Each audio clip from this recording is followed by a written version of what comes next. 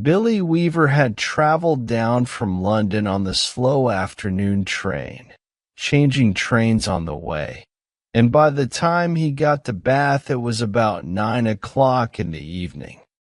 The air was very cold, and the wind was like a flat blade of ice on his cheeks. "Excuse me," he said, "but is there a fairly cheap hotel, not too far away from here?" "I'll throw the pub down the road," a man at the station said, pointing. "They might take you in. It's about a kilometer along on the other side." Billy thanked him and picked up his suitcase and set out to walk to the inn. He had never been to Bath before. He didn't know anyone who lived there, but his boss at the head office in London had told him it was a splendid city. "Find your own accommodation," he had said, "and then go along and report to the local manager as soon as you've got yourself settled." Billy was 17 years old. He was wearing a new dark blue overcoat, a new brown hat, a new brown suit, and he was feeling fine. He walked briskly down the street. He was trying to do everything briskly these days. All successful businessmen, he had decided, were brisk. The top men at head office were brisk all the time. They were amazing. There were no shops on this wide street, only a line of tall houses on each side, all of them looking the same. They had grand entrances and 4 or 5 steps going up to their front doors, and it was obvious that they had been very grand houses indeed. But now, even in the darkness, he could see that the paint was coming off the doors and windows, and that the handsome white exteriors had cracks and patches from lack of repair. Suddenly, in a downstairs window that was illuminated by a nearby street lamp, Billy saw a printed notice leaning against the glass in one of the windows. It said, "Bed and breakfast." He stopped walking. He moved a bit closer. Green curtains were hanging down on each side of the window. He went right up to it and looked through the glass into the room, and the first thing he saw was a bright fire burning in the fireplace. On the carpet in front of the fire, a pretty little dog was curled up asleep. The room itself, which he could only see in half darkness, was filled with pleasant furniture. There was a piano and a big sofa and several comfortable armchairs, and in one corner he saw a large parrot in a cage. Animals were usually a good sign in a place like this, Billy told himself, and it looked to him as if it would be a pretty decent house to stay in. Certainly it would be more comfortable than a pub. On the other hand, a pub would be more friendly than a guest house. There would be beer and cards in the evenings, and lots of people to talk to, and it would probably be a lot cheaper too. He had stayed a couple of nights in a pub once before and had liked it. He had never stayed in any goose houses, and, to be perfectly honest, he was a tiny bit frightened of them. The word guest house suggested watery vegetables and greedy landladies. After hesitating like this in the cold for 2 or 3 minutes, Billy decided that he would walk on and look at the pub before making up his mind. He turned to go, and now a strange thing happened to him. He was just going to step back and turn away from the window when his eye was caught and held in the most peculiar manner by the small notice that was there. "Bed and breakfast," it said. "Bed and breakfast. Bed and breakfast." Each word was like a large black eye staring at him through the glass, holding him, forcing him to stay where he was and not to walk away from that house. And the next thing he knew, he was actually moving across from the window to the front door, climbing the steps that led to it and reaching for the bell. He pressed it. Far away in a back room he heard it ringing, and then at once it must have been at once because he hadn't even had time to take his finger from the bell button. The door swung open and a woman was standing there. She was about 45 or 50 years old, and the moment she saw him, she gave him a warm, welcoming smile. "Please come in," she said pleasantly. She stepped to one side, holding the door wide open, and Billy found himself automatically starting forward into the house. The force, or more accurately, the desire to follow her was extraordinarily strong. "I saw the notice in the window," he said, holding himself back. "Yes, I know. I was wondering about a room." "It's all ready for you, my dear," she said. She had a round pink face and very gentle blue eyes. "I was on my way to a pub," Billy told her, "but I noticed the sign in your window." "My dear boy," she said, "why don't you come out of the cold? How much do you charge?" £9 a night, including breakfast. It was amazingly cheap. It was less than half of what he had been willing to pay. "If that is too much," she added, "then perhaps I can reduce it just a tiny bit. Do you desire an egg for breakfast?" "Eggs are expensive at the moment." "It would cost less without the egg." £9 is fine," he answered. "I would like very much to stay here." "I knew you would. Do come in." She seemed terribly nice. She looked exactly like the mother of one's best school friend welcoming one into the house to stay for the Christmas holidays. Billy took off his hat and stepped inside. "Just hang it there," she said, "and let me help you with your coat." There were no other hats or coats in the hall. There were no umbrellas, no walking sticks, nothing. "We have it all to ourselves," she said, smiling at him over her shoulder as she led the way upstairs. "You see, I don't very often have the pleasure of taking a visitor into my little nest." "The old girl is slightly mad," Billy told himself. "But at £9 a night, who cares about that? I should have thought you'd be simply full of visitors wanting to stay," he said politely. "Oh, I am, my dear. I am. Of course I am.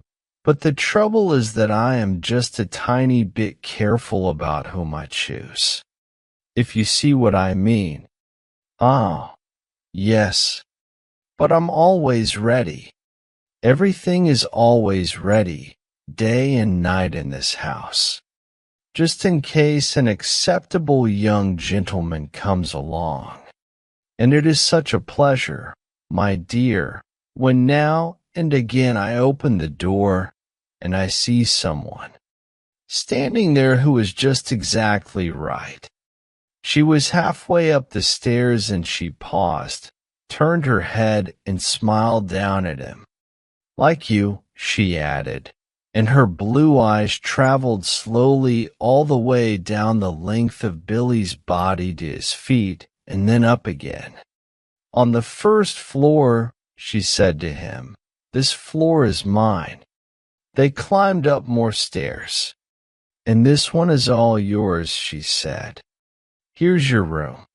I do hope you'll like it."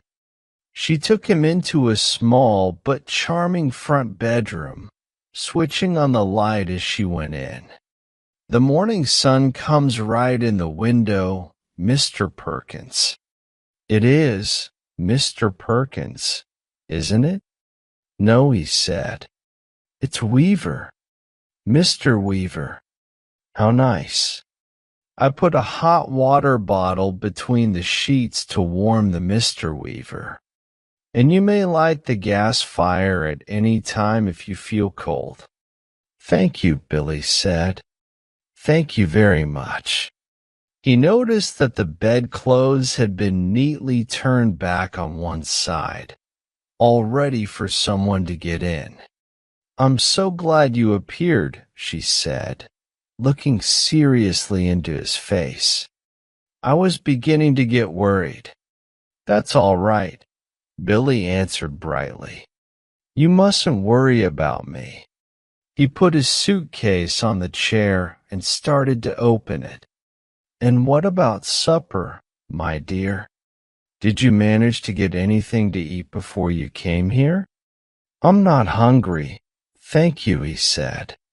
I think I'll just go to bed as soon as possible, because tomorrow I've got to get up rather early and report to the office.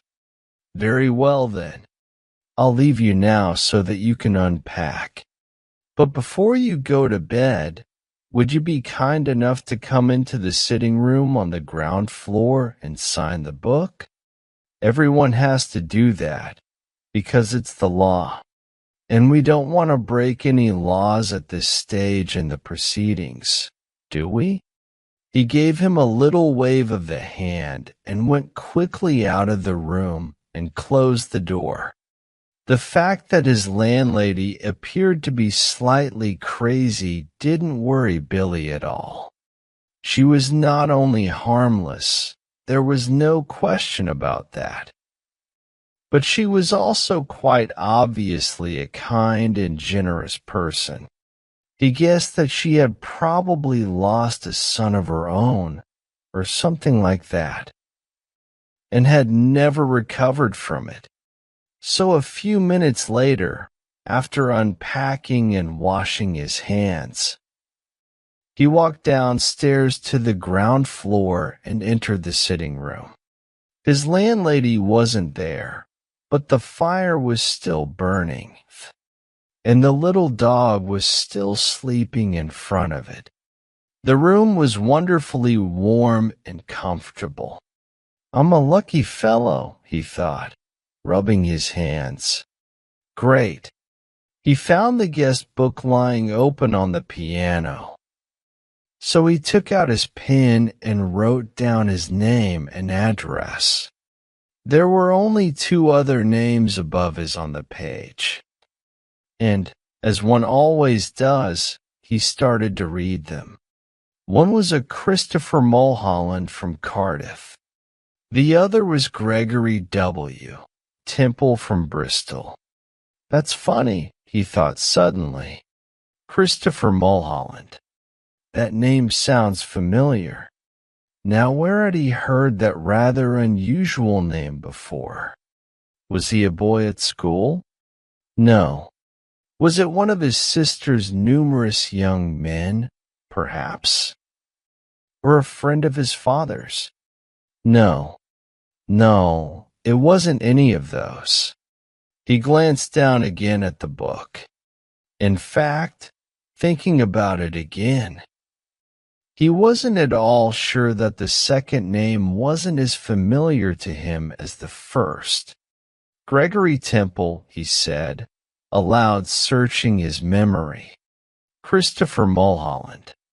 Such charming boys, a voice behind him answered. And he turned and saw his landlady walking into the room, carrying the tea tray in front of her.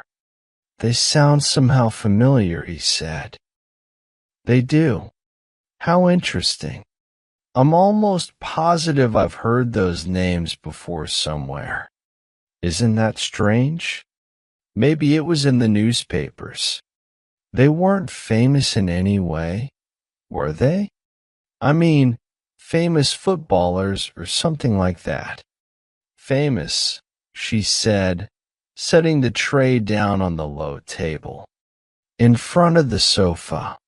"Oh, no, I don't think they were famous, but they were extraordinarily handsome, both of them.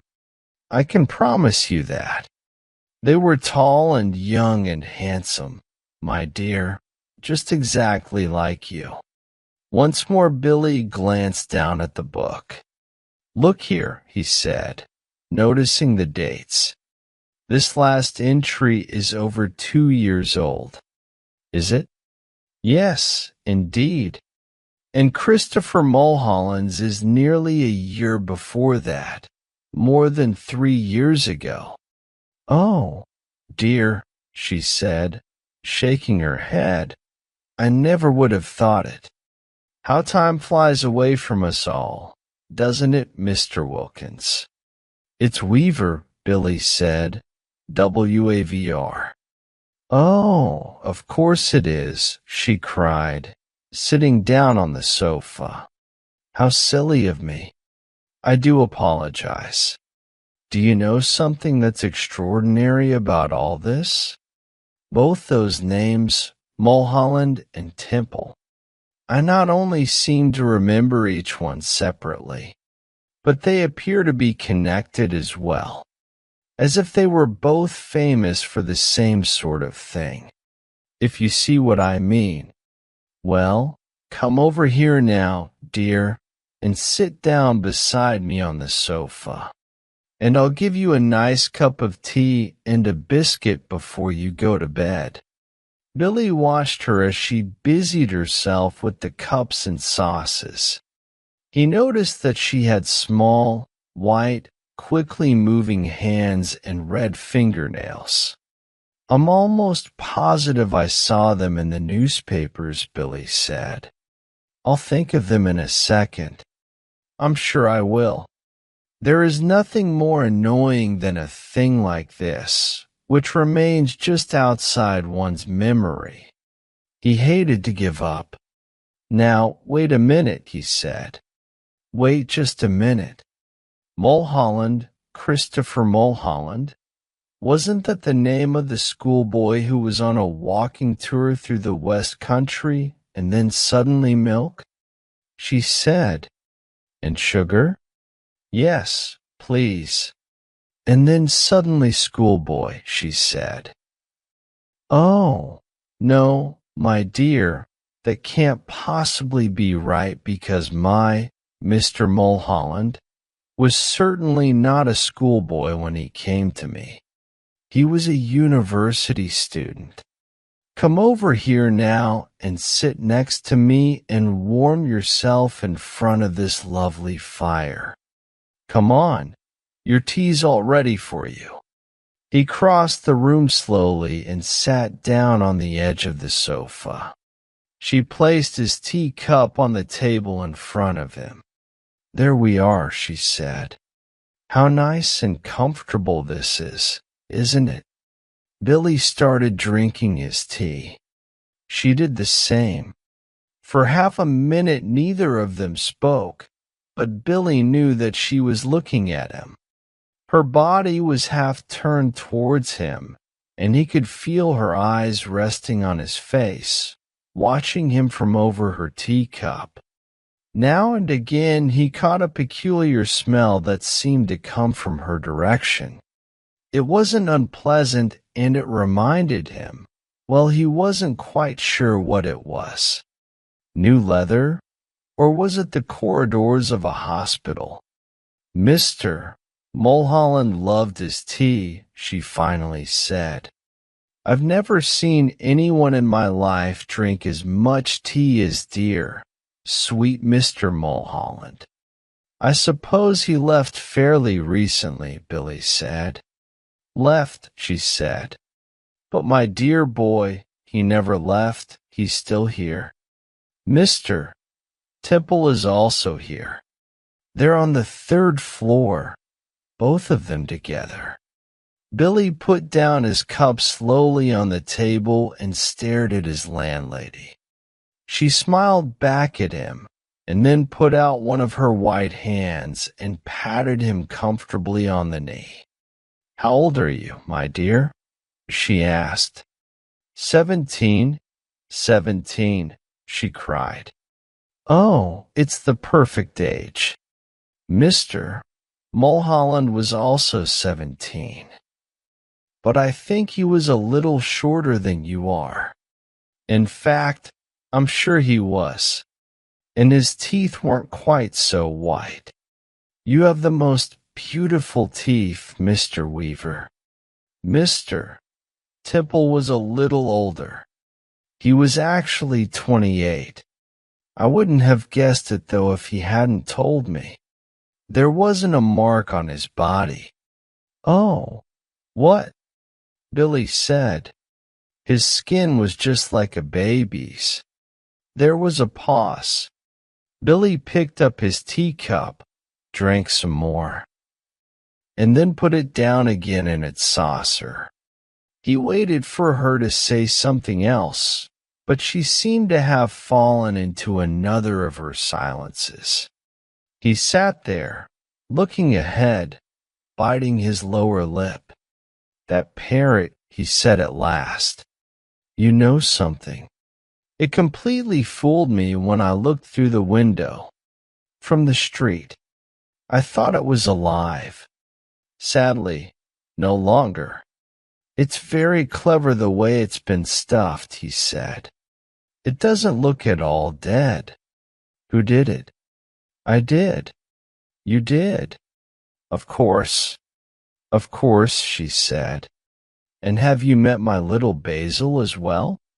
She nodded towards the dog, curled up so comfortably in front of the fire. Billy looked at it. Suddenly he realized that this animal had all the time been as silent and motionless as the parrot. He touched it gently on the top of its back. It was hard and cold, but perfectly preserved. Good heavens, he said. How very interesting. It must be awfully difficult to do a thing like that. Not at all, she said. I stuff all my little pets myself when they die. Will you have another cup of tea? No, thank you, Billy said. The tea tasted faintly bitter, and he didn't really like it. You did sign the book, didn't you? Oh, yes, that's good, because later, if I forget what you were called, then I can always look it up. I still do that every day with Mr. Mulholland and Mr. Temple, Billy said. Gregory Temple. Excuse me for asking, but haven't there been any other guests here? Except them in the last 2 or 3 years? Holding her teacup high in one hand, moving her head slightly to the left. She looked at him out of the corners of her eyes and gave him another gentle little smile. No, my dear, she said. Only you were the one who was in the house. Only you.